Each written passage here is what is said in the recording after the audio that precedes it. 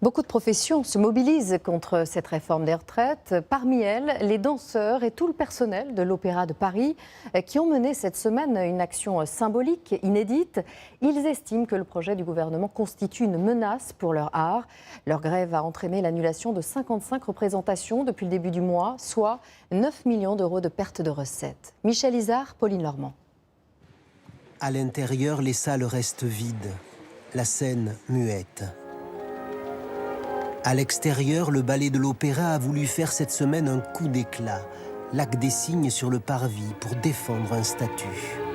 Ce qu'on nous demande dès le plus jeune âge, c'est l'équivalent d'un entraînement et d'une abnégation de quelqu'un qui passerait des grandes écoles.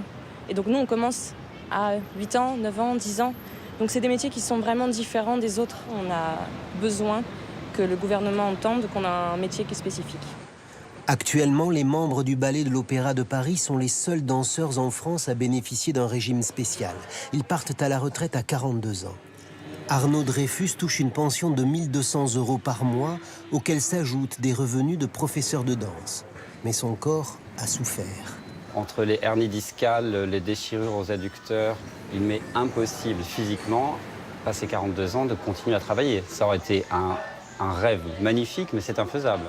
Cette retraite des danseurs a été décidée par Louis XIV peu après la création de l'opéra, il y a 350 ans.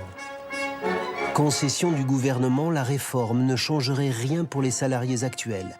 Mais les nouveaux embauchés devraient partir à 42 ans et ne toucheraient leur pension qu'à 64 ans.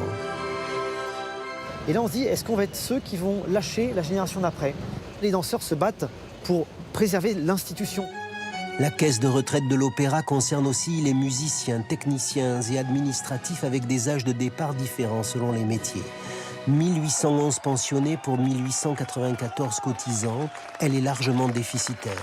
Jusqu'à présent, l'État l'a toujours enflouée au nom d'une certaine idée de l'Opéra national de Paris.